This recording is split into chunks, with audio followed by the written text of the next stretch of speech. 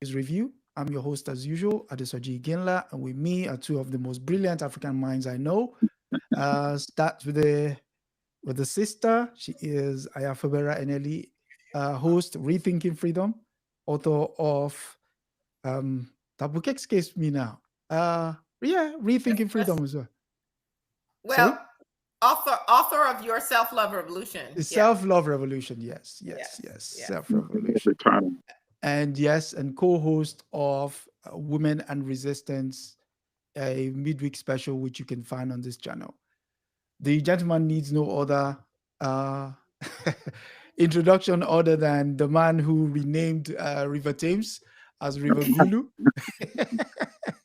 explorer extraordinaire, journalist, broadcaster, Comrade Milton Allimadi. Welcome, Comrade. Kariba Santasana. Thank you. Yes, and as it's usual here, so we begin. News where you're at. Let's start with the sister. She seems to be smiling this I week. want to hear the brothers' news. Oh no, I mean this is all over the place now. The way Mayor Adams and Cuomo, former Governor Cuomo, have gone complete nuclear in terms of the racism and Islamophobia, the desperation. So when Adams endorsed Cuomo, whom he was a few weeks ago insulting in the worst language possible, but when he endorsed him, he said, of course, I'm disappointed that I'm not the one who's getting ready to, quote unquote, take down Mamdani. Take down Mamdani in a toxic environment. That's not even like a subtle signal to the nuts that are out there.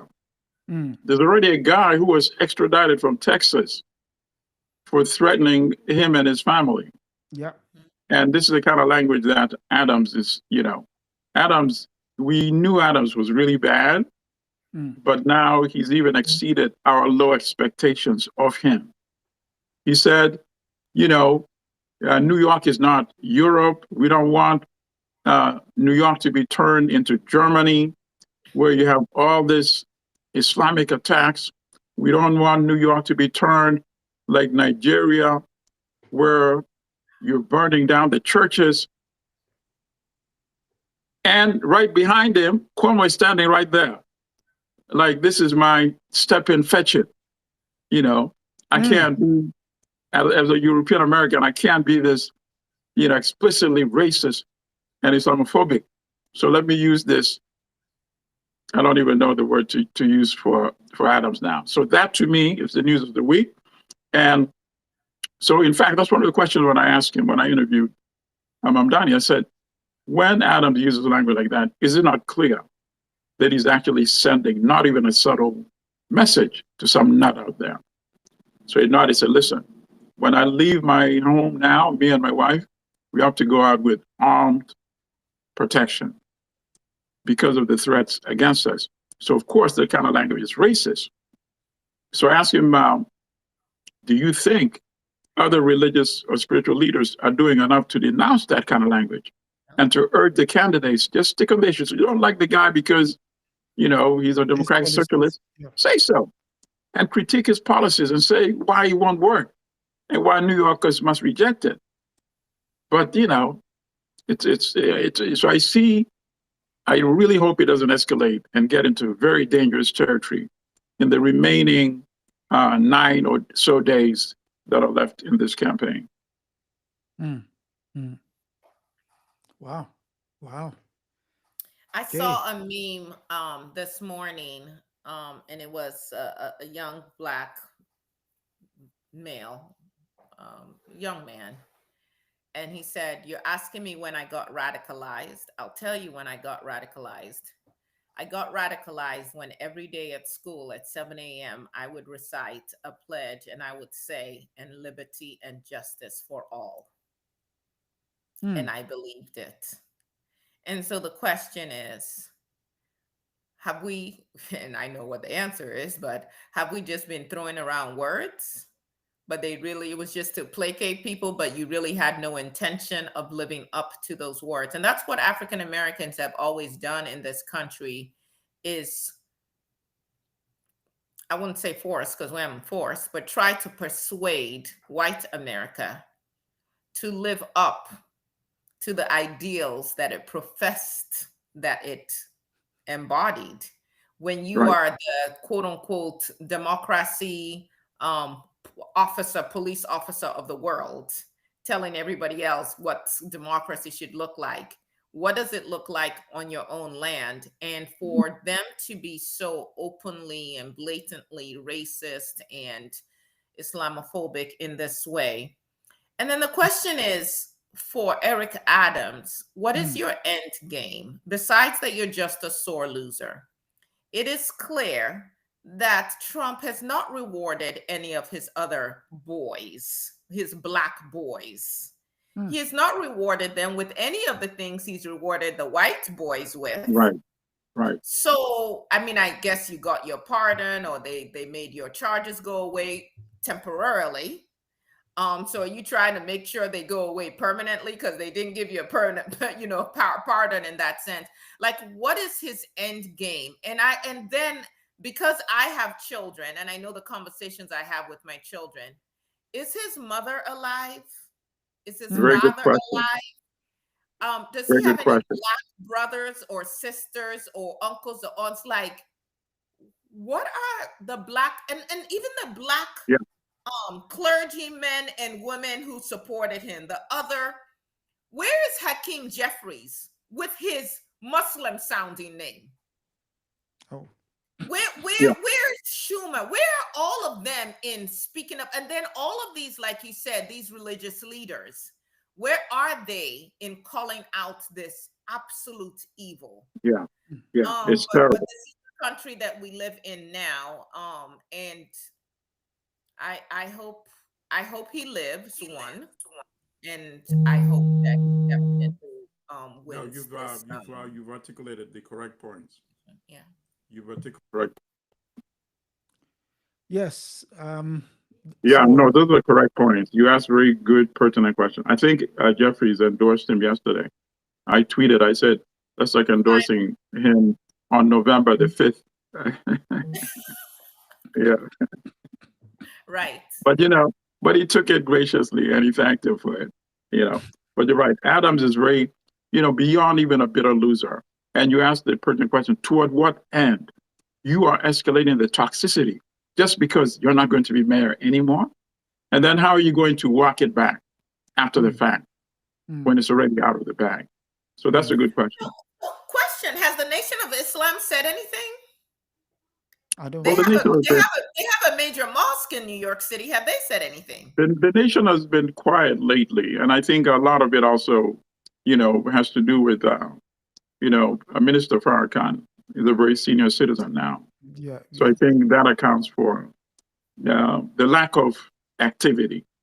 But I'm sure the nation, of course, would repudiate something like that.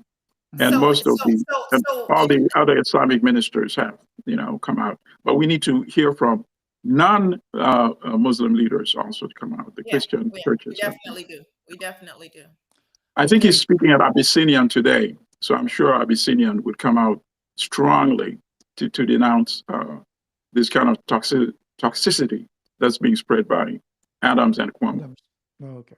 I would like to hear what the Jews are saying. What are the Jewish leaders saying? Very good question.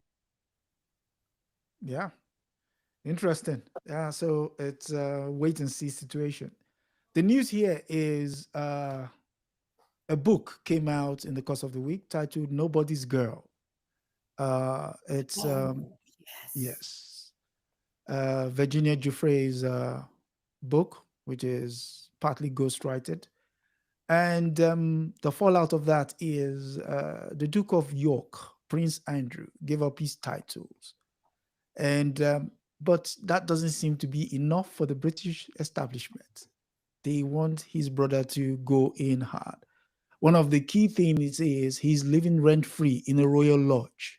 So if you've given up your title and you've not paid rent in that royal lodge for, let's say, for the better part of 22 years, as is claimed, he's been asked to leave. Now, it would be nice if he's asked to leave and, that's left open. In fact, Prince William and his wife has given him till Bonfire Day, November 5, 2025, to leave the Royal Lodge or else. So that is the news making the rounds over here. So, well, for your listeners who may not be aware, who's Virginia? oh, so Virginia Jeffrey was 17 at the time of her abuse in the hands of the likes of trafficked by Jeffrey Epstein to the likes of Prince Andrew and a yet unnamed prime minister, which everybody seems to know. But so read the book, Nobody's Girl. It's all in there. Although no names were, literally named, but there's enough cookie crumbs for you to know who is being spoken about. Yeah. All right. So they need to be careful how they deal with this guy, Andrew, because, if he becomes so bitter, he could say, hey, if you want me to pay rent, then all of us should start paying rent, And you might find a lot of people would support that concept as well, especially in these hard times, You raise a very good question, but the problem seems to be because the establishment cannot go directly to him. They have to go through his brother, the king. He is also. I understand that, but he could start a conversation that would question the entire existence of the monarchy itself. Which is what is up for debate at the moment. It's like, let's push this guy out before the wagon starts circling. So we'll see in the course of the week what happens. But yeah. So interesting that fallout on your side of the pond, and here in the US we are tearing down the East Wing. We are purporting to start construction right before winter, which anyone in construction will tell you this timing makes no sense. We are exposing where the bunker is that the president and senior staff may hide in should there be a major issue for all the world to see. There were no permits that were issued for the demolition. This was an old structure that most likely had asbestos, all of that. It's raining. It's fall now, so this stuff is being carried around. There's so much going on. And in the meantime, our legislators, the Congress is still not, Mike Johnson still will not call them back to work. Yeah. Still is refusing to swear in the senator from Arizona. The congresswoman from Arizona, because she is the last signature needed to 218th. Yeah, to expose the Epstein files. And food bank lines are extending, and very interesting times. And for those who are on SNAP, this is the nutrition program that helps people who are living in poverty. That program, if it's not funded by October 31st, there are people who literally will be hungry November 1st. Right. So what Sister is summarizing is actually, if anybody still doubts that this is an empire in mid-crisis, these are the kind of manifestations, These are symptoms of a once power, which is finding it very difficult to reckon with, the transition that once mighty Great Britain went through. And now the United States is going through that same transition. Yes.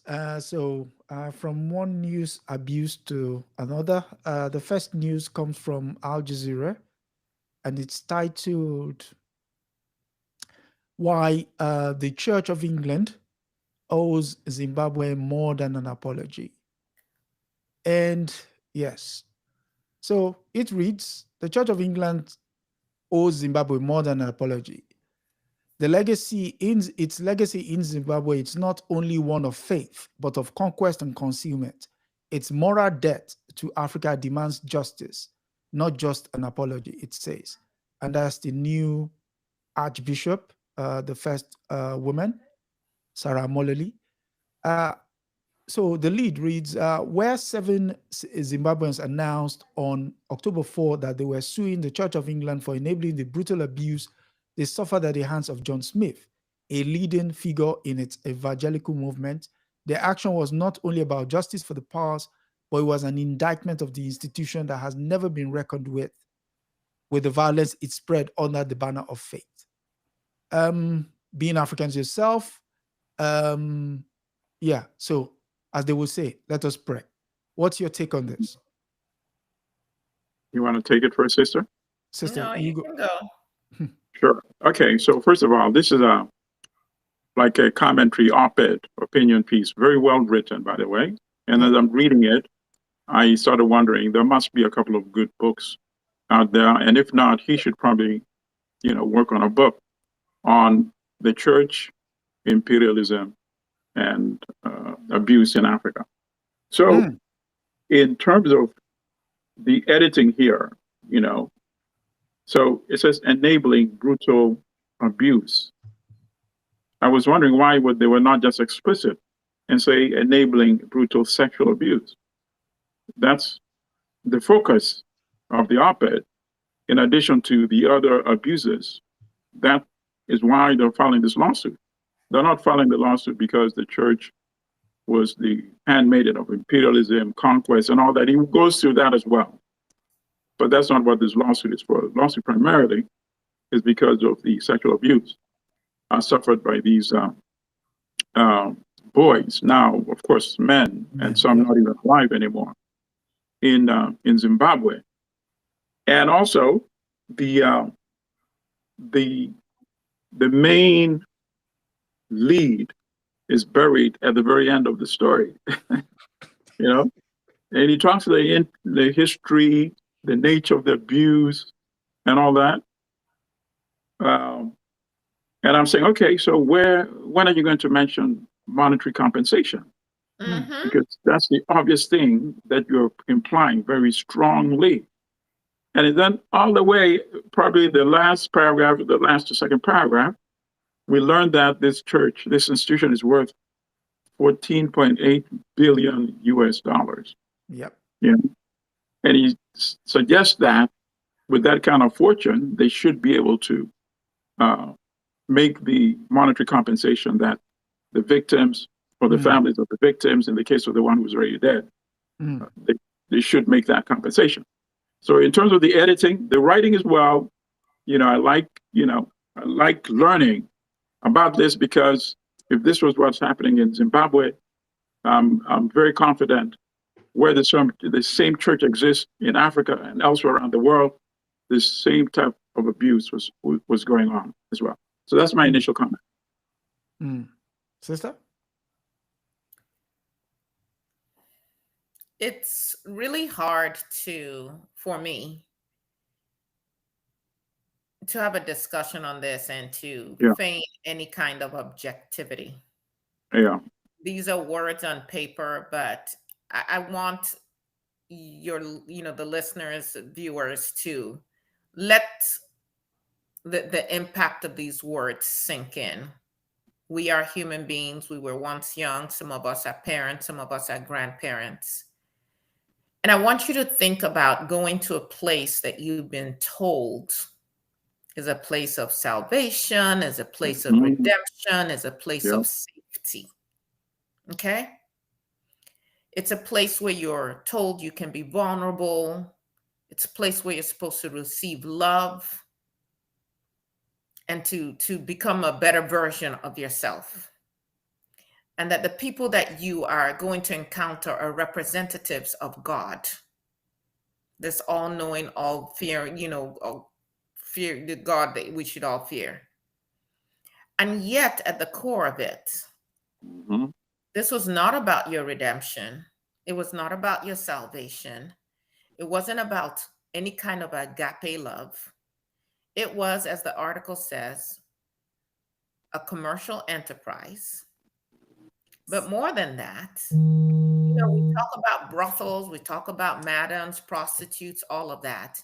This was sex trafficking on a whole other level. You literally had your pick of children who were willingly brought to you by their parents. Now, sometimes if you look at Malidoma Some's story that he shares, he didn't go. One parent took him willingly. His mother didn't want him to go. You're separated from your family, from any support. And there you are. Victimized is not the word. You're violated. And then you have to keep silent. And then you have to show deference to your abusers. You have to protect them. You have to serve them while they're profiting, according to the article, morally, spiritually, and materially from, and the article says this, bloodletting of the people. Children being taught to despise their culture and submit to an English higher power that is couched as God.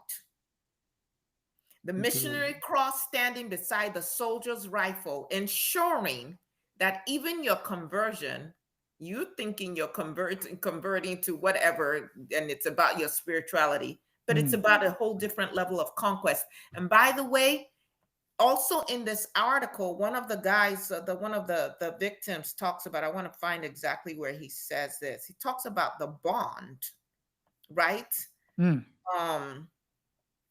Oh, I can't find it right now. But essentially what he's saying is you're abusing me and at the same time instilling in me this bond for my abuser. And if I speak up, then I am tearing down God. I'm tearing down this institution of faith. And these predatory practices took place across the continent. Everywhere, I stand on this, everywhere Christianity stepped foot, you had this sexual predators. Look at the area where my family lives right now, the city called Port Harcourt. Named after Harcourt is a predator, well-known predator in the UK. But was given such a lofty position to prey on our children, and we don't even know that history, and we are still, every day we call the name of that city. We are holding him up. He lives on in perpetuity, but we have forgotten the names of our own ancestors. So the level of violation here of the body, of the spirit, for generations, there's no monetary amount, but I do want you to run me my coins, as the people will say. We can start with money, but there really is no monetary compensation that can make up. How is that possible? And what did these people who were now violated in this way, how did that impact their lives and their wives and their children? And what has been the reverberation of these violations? Man, all right. I want big violence here, but I'm seething right now. Yeah. So in fact, I have a suggestion. I think you should reach out to the brother who wrote this, the Zimbabwean brother, and explore the possibility of collaborating on a book with him. If he's not given a thought already, I think the two of you would be a good match. So, I found the part where he said it. He said, I was baptized in the Anglican church in Kambuzuma and christened at St. Paul's in Marlborough. For that reason, I feel both bound to the church and deeply ashamed of that bond. That's when people start to self-medicate. And then you're like, what's wrong with this person? Why are they beating up their loved ones? Why can't they be consistent here? What's going on here? And you don't know what demons are raging in their heads because of what these so-called men of God did to them. And the church sanctioned it, and by golly, they should pay. Yeah, the trauma can never be repaired, but yes, they should pay heavy. So And here's the worst part of the crime, and here's why the damages must be. You in the law, there's a term for it. What is it, treble or whatever? They found out he was a pedophile in the 1980s, and their solution was to send him to Africa. Send him to Zimbabwe. Yeah. That's what they did with Harcourt. And yeah. Because so that's why the damages must be beyond even normal, which the word normal is even not the right word for it. You know what I'm saying? But you get what I'm saying. It has to be extra super because of knowingly sending loose. It's like unleashing a virus on a population. That's exactly what they did. So that would be the comment that I would add to. So when you the excellent summary. So when you bring it into contemporary times and you hear they're not sending you their best, they're sending you their rapists. It's the projection. There you go. Think about even the quote unquote patriots in America. It is common knowledge for those who want to know that they opened jails in England and sent those people to the Americas. Yep. But then you project criminality on us. You were the criminals. Right. But they use the Europeanness and whiteness. And it became infectious that many of our people still celebrate Europeanness and whiteness and still bow to whiteness. And that was and that was the genius of the imperial project, right? Yes. It's still the seeds of inferiorization and the permanent worship of whiteness. So you have this, which is what you're seeing in New York in the mayoral race, right? Absolutely. Yeah. You know, how dare you, brown man, go against praying to a different God? You come here and you upset the system, which has worked. That we, the wealthy European elite, the rich, we get to anoint who becomes mayor of this city. And you're coming here and daring to tell people to vote for you? How dare you? And you even made them vote for you. Giving them false dreams. I do want to do one more thing. For all of us who were raised as Christians or in any faith, it is time to get beyond the blind faith and to start using the critical thinking skills, the brain that God gave us. So when Prime Minister Mugabe's a devout Catholic, what the hell does that mean? Because if you're truly worshiping God, evil is evil, period. Okay? So a devout Catholic promoted a policy of reconciliation that urged forgiveness without truth and progress without justice. Where have we seen that? Why do African leaders keep doing this nonsense? Yes, in defense of Mugabe, he was pressured into doing that. Well, we know there's always pressure. We understand. No, he was pressured by other Africans. He was pressured by the Nyerere, Kaunda, because Mugabe actually wanted to fight all the way and to take the capital militarily and then set up, the system they wanted. But Nyerere, Kaunda, they said, let's go with this path. Go and negotiate in London. And they gave him false promises. So the Americans, the British, promised to give him the money to buy the land from the Europeans so they won't just seize it and give it back to the Africans. And he waited and he waited and he waited 20 years. The money never came. And then he did what they had thought they would have been able to do in 1980. So they tricked him. He went again. And at the end of the day, it came down once again to white worshiping. They fell for that trick. He was deceived, and he ended up being the pariah. After he took the land, something he should have done in 1980, they cut him off from financing, the economy tanked, and he became the bad guy. Yes, and so... Listen, even in the animal kingdom, the chicken knows not to make a deal with the fox. And I raise chicken. Their brains are not that big. Listen, Even the chicken knows not to make meals with in the pot. 60 years of so-called independence, many African misrulers have not learned yet, unfortunately. Okay. So from one story of abuse to one seeking compensation, we go to the money paper, the Financial Times. And it's that a U.S. court, when was the last time we had that? A U.S. jury finds BNP Paribas liable for damages over Sudan banking row.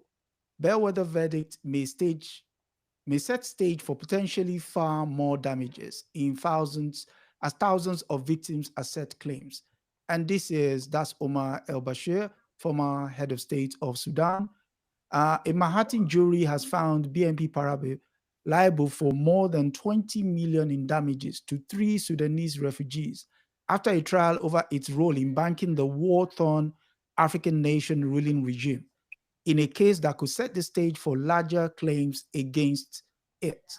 Lawyers for the refugees accused BNP of enabling human rights abuses in a rare case of a global bank facing a jury trial for such allegations. It emerged from the French bank arm 2014's guilty plea to criminal charges of processing bank-listed funds from Sudan and other sanctioned countries through the U.S. financial system, for which it paid $9 billion in penalties.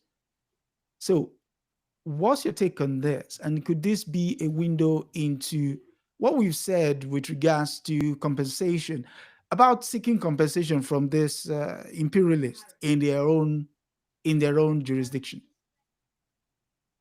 Brother, do you want to give the backstory of this?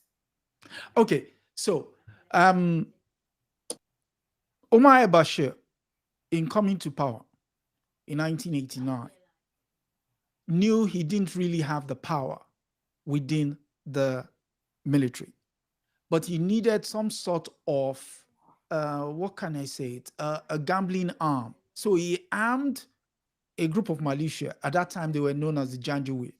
So this Janjaweed had been abuse is a very mild word, terrorizing the western part of Sudan, which is where Darfur is. And as a result, these refugees, having gotten to the United States, have been following matters with regards to BNP Paribas, this financial arm, decided, why not try this thing? What's the worst that can happen? Which is where they brought the case against Omar al-Bashir and they won. Okay. All right. So, sister, you want to go or you want me to? You can go. All right. So there are many elements here. When they talk about this could cascade into multiple other claims, because these are only a handful of the refugees who escaped the massacres carried out by the forces that were financed by the government, and the government itself is financed. Not only this bank, by the way, multiple banks. This just happens to be one of the ones that they managed to put together a successful lawsuit. I think these type of lawsuits have been attempted in the past. So I'm eager, and I'm going to do more research to find out why this one has been successful. Now, while they talk about other Sudanese claimants coming forward, it's beyond Sudan because this template has been used by several African countries, right, that have committed mass atrocities against their own citizens. Yeah. South Sudan, a neighboring country right there. Uganda, a neighboring country right there. Cameroon, ongoing right now against southern Cameroon, the southern part of the country. Congo, outgoing right now, involving armies financed by neighboring countries of Rwanda and Uganda. So I'm very eager to find out why this lawsuit was successful, because if it withstands appeal, this is going to be a game changer for many African conflict situations, because a lot of these banks, a lot of these multinational corporations that are currently financing the genocide in Sudan, for example, and in Eastern Congo, through the proxies in Rwanda and Uganda, their shareholders are not going to be interested in this, right? So this is going to be a potential game changer. I want to see how the appeal process works. It sounds like, reading the article, that the bank sounds very willing to settle. You know, normally they would come out and say, this will not survive appeal. We know it's not going to, we're going to prevail, et cetera, et cetera, et cetera. Instead, I picked up something key. They're saying the beneficiaries should be only these, is it 3 or 6 claimants? Yes. And not Yes. go beyond that. They don't So- want a class action suit because they can be as many as 20,000 or more. Absolutely. So the fact that that's what they're hoping and praying for, it means they think it's a solid case. And if it's a solid case, these particular law firms that initiate this process are going to be just inundated with other similar claims against many African governments, and they deserve, against the banks rather, that are financing governments that should not be in place. Sister? Because these governments are now taking this money. The sanctions were put on these governments to try and put basically a stranglehold on them and weaken them economically. But when they find these backdoor ways to bring in resources, then they're using those resources to buy weapons to further repress and oppress and terrorize their people. I wanted to know, who is BNP Paribas? And so I was looking that up, and it says the key owners and shareholders for BNP Paribas, or however you say their name, includes BlackRock Incorporated. BlackRock does a ton of investing across Africa, and particularly in South Africa. They are actually heavily invested in Zambia, and depending on what happens in that economy, they could make as much as 110% profit off of their investment. Just so these people are leeches, they are parasites. Okay. They own about 6% of the voting rights. The Federal Holding and Investment Company from Belgium owns about 5.6%. So these colonial masters are not done. Okay. European institutional investors own about 37.7%. And then there are non-European institutional investors who own 32.5%. I don't know where in the world those people are, but it's just a shroud of secrecy.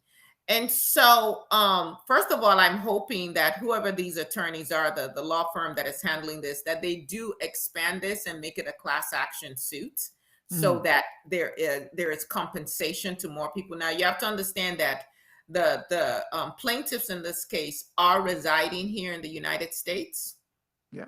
Again, I'm looking at this government that is in place and the way people's visas and certainly even their citizenship is being revoked by the government at this time, and wondering to what extent, if the right people whisper to this idiot, the felon-in-chief grifter in the White House, how he may try to impact this. I don't put anything past his government, especially if there's a chance that it's going to expand. Now, the other thing that really struck me is that they had already paid, what did they say, a $9 billion penalty? Yeah, in a previous case. And my question was, well, who got the money that was paid in that penalty? And guess who got the money? Who? The U.S. entities. Nothing went to the victims. Mm-hmm. And so, again, it's like we're just pawns in some game here. I know how this legal arena works. They are most likely not paying these attorneys up front. It's going to be a situation where the law firm takes a third of whatever the settlement is. which is a really great payday if you're talking the kind of dollars that we're talking here. You can retire after that, close down your shop if you want to. But again, just the fact that they had to come to the US as refugees and now get standing to be able to sue. Yeah. And you have a whole country, and we have legal minds in Sudan, and we are not doing this work for ourselves. So whatever white folk are doing, whatever the imperialists are doing, they are going to do. I don't have any control over that. My area of focus is, what are we doing for ourselves? Where is our sense of agency? So I am glad that the plaintiff sued. I'm hoping that other plaintiffs or potential plaintiffs around the world are paying attention. Everyone who can sue the Catholic Church and the Anglican churches across not just Africa, but South America as well, come and take notes and follow whatever blueprint has worked so far. And same thing for Sudan here. So I'm glad these stories are coming out, and I hope that we actually do see justice. Well, the measure of justice we can get, because there's really no true justice that can come from this. Yeah. So we can't sue them in our countries because our governments won't allow that. They're so beholden to these multinationals. There's no way can they sue in the Sudan. No way can they sue in Kenya. No way can they sue in Uganda. And that's the sad part of it. It's a very sad statement, which is, of course, a confirmation that these are neo-colonial entities. And I agree with you. Brother, BNP is arguing that this should not be in under U.S. law. It should be Swiss law. If that's the case, if that's the argument they're making, let's take it to, let's go under Swiss law, because as I read the law, even under applying Swiss law, you will still be guilty. And that would allow all of these other countries to also sue, regardless of I think we should milk what we can from the US. Yeah. If it's working, let's continue using it until we need to go to another venue. I think we use everything we can. Everything. Right. So victims in Ogoni, if there's another angle you can open here, come right here to New York. No, victims they're doing it victims in northern Uganda who were decimated by the regime there, come right here. Congolese, if you can, come right here. Let's milk it to the max. Yeah. Actually, along those lines, what they did in Sudan, is that not what Britain did in Nigeria during the Civil War, during the Biafran War?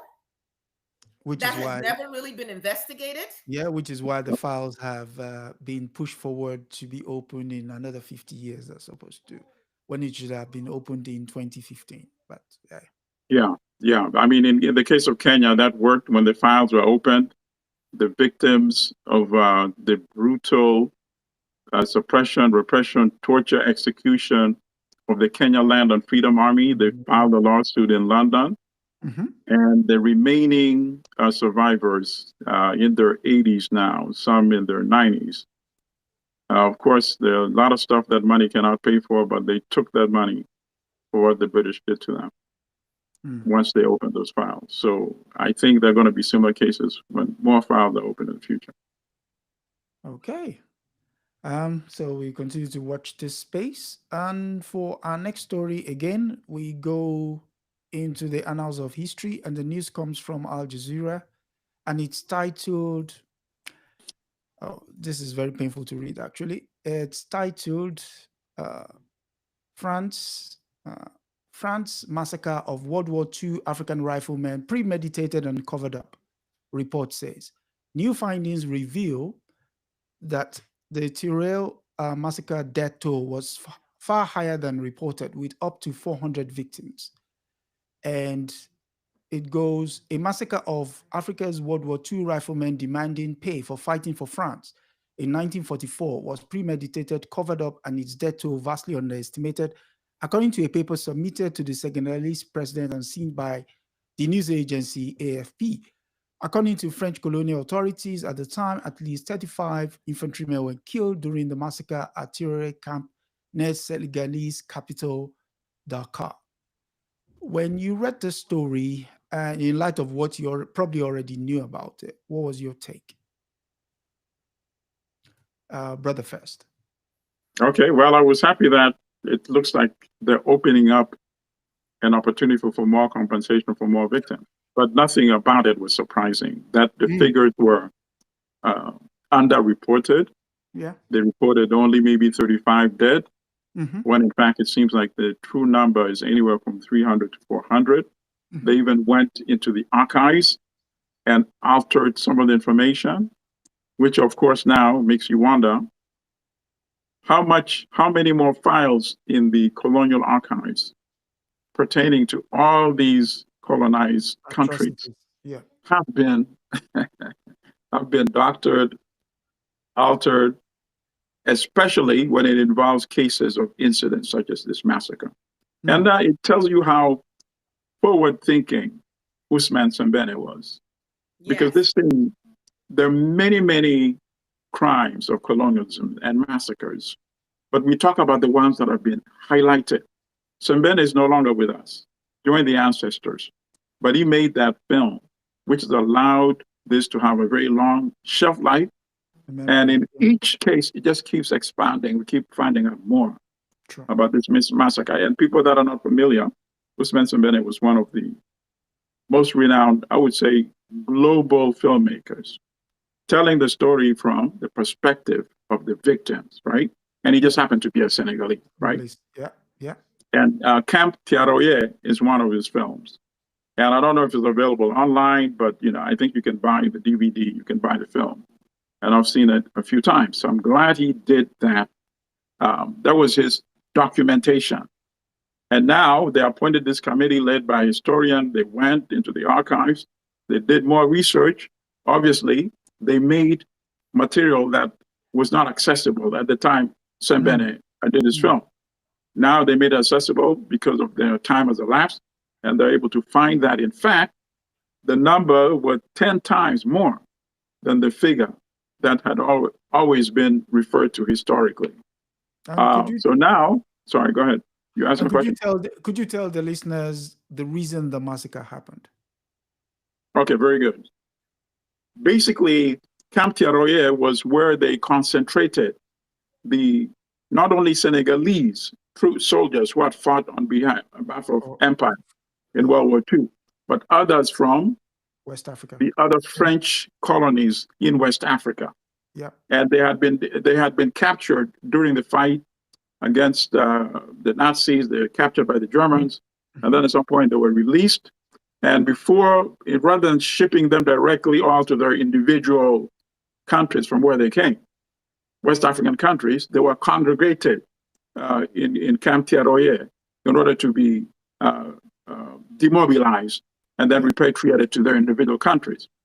And once they got there, they were not being paid, number one. Number two, they were owed back pay. Number three, they realized how underpaid they had been relative to white French soldiers, when in fact, they were the ones who had sent in disproportionate numbers to the front lines in these wars against Hitler. So of course, at some point, they said enough is enough. And they started protesting. And what is interesting is that, and I hadn't thought of it before, although Sembene does show that scene, the fact that they were disarmed. Yeah. And the point, they were disarmed, meaning this was a premeditated action. They knew there was dissent. They knew they owed money.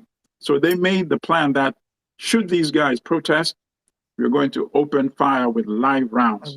And that's exactly what happened. And it turns out it did not happen against only 35 victims, but more like 400. Sister? Thank you, brother, for laying that background. Before I say anything else, I just need to pour libation just in honor of our ancestors. I just hear them crying out. And absolutely. Ashe.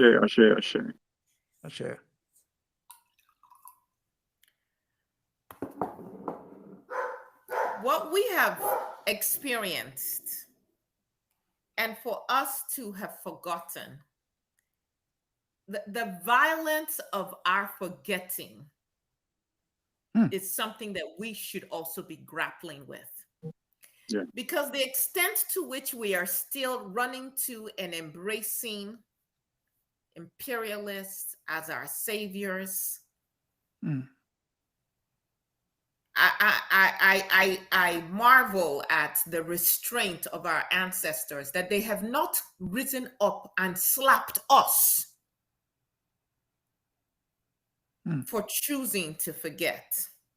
So, as you rightly pointed out, we were minding our business on our soil when their Hitler, their equivalent of Trump, starts waging white on white crime. Has nothing to do with us.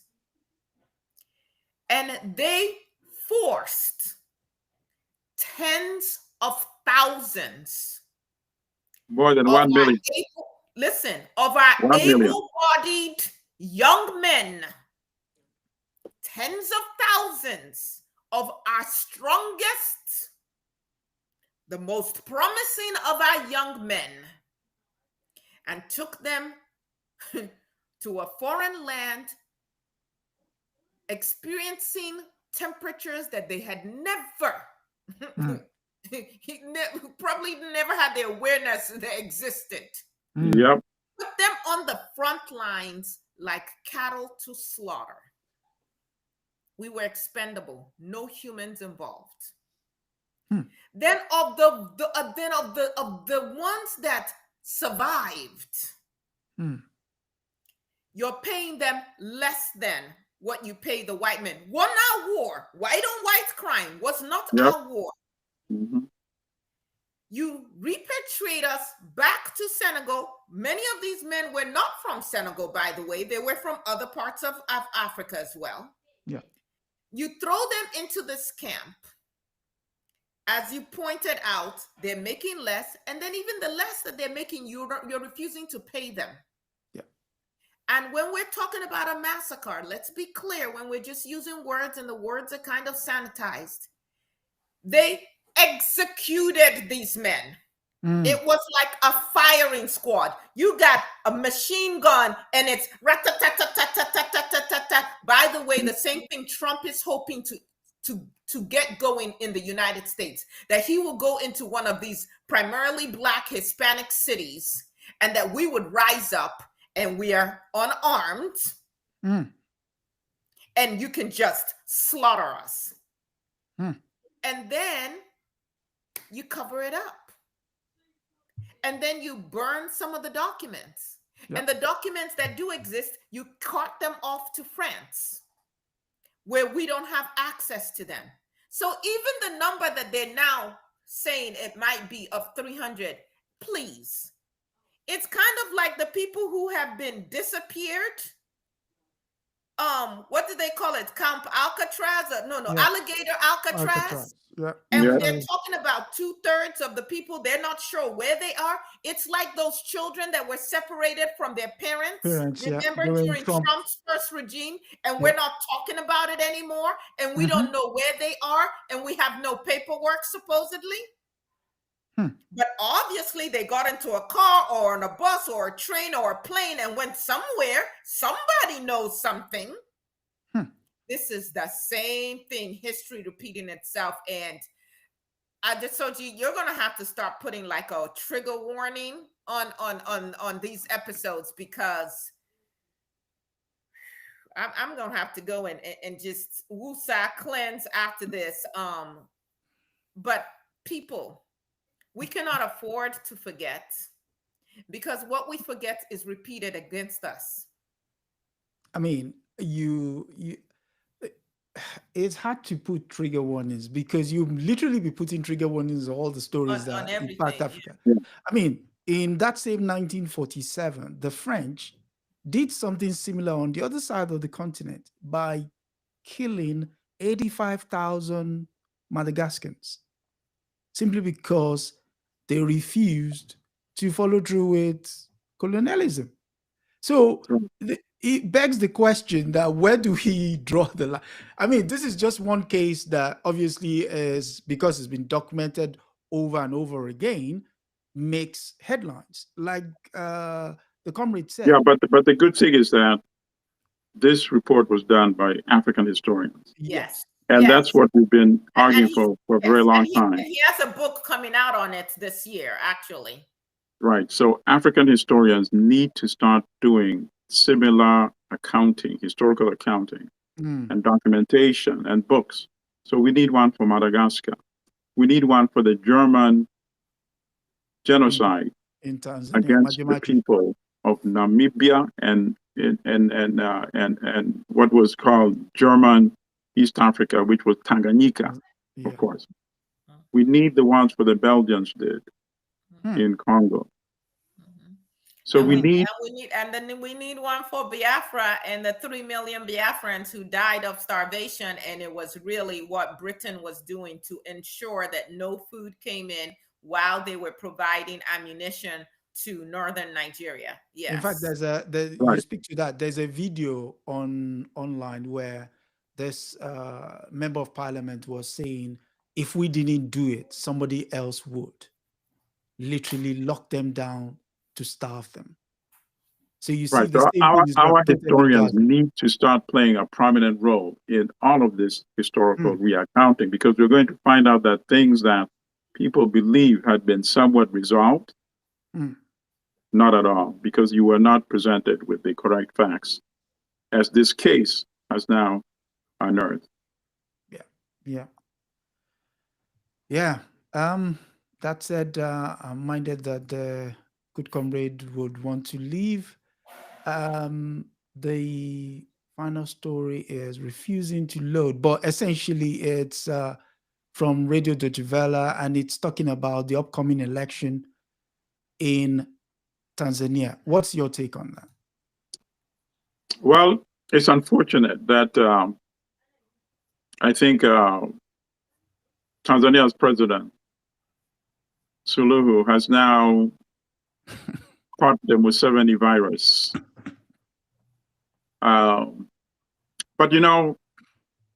she's also going to end up catching the virus of the youth that are now engaged in uprising in Uganda, in Kenya, and in Tanzania.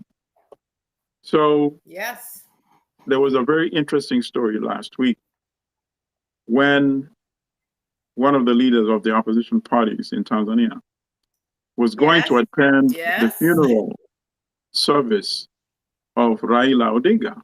And it was blocked by border security on the Tanzanian side. So comrades from Kenya came in massive numbers and overwhelmed the border security and literally liberated this guy so he could cross the border from his own country into Kenya and go and attend the funeral service. So, brother, so it was the youth using their cell phones within hours that coordinated and called each other. And on both sides of the border, youth showed up en masse. Think about that. These guys decided, you know what, we might not want to take this on today. Yeah. So when we see this kind of activism, the old school suppression, repression, neocolonial era in Africa is over. Perhaps those in the State House presidential palaces are not yet aware of it. If they can't learn from what happened in Madagascar, there's no way Paul Biya is going to continue as president in Cameroon. Without escalation of mass violence. I think even France, which wants to continue ripping resources from Cameroon, will say, Biya, you've had a long run. You're not going to stand in the way of us continue to at least reaping something instead of losing it all. Get on that plane and you're going to be out. So in Tanzania, she's not been pretending. She's now disappearing opposition leaders. She has barred the two major candidates from running for the president. So in fact, she's running against herself. And I hope Tanzanian sister brothers the best way to let her lose against herself, in fact, is to just don't vote. You know, unfortunately, it's come to that. Because how can you vote when there's no option? You see? It goes back to almost the Soviet era type of, at least under Nyerere, the system was different. At that time, they had one party. I'm so glad you brought up Nyerere, because what did Julius Nyerere stand for? Julius Nyerere was the one who popularized Ujamaa, right? African socialism, unity and moral governance. He talked about national unity over tribalism or sectarianism. He talked about self-reliance and community participation in economic and political life. He talked about ethical leadership grounded in humility and service.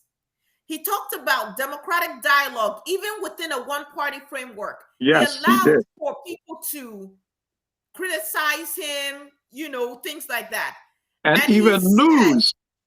Candidates even lost while they were within that one party. Continue. I like what you're doing. And he stepped down. Yes, he was there for a couple of decades, but he voluntarily stepped down, right? As I understand it anyway.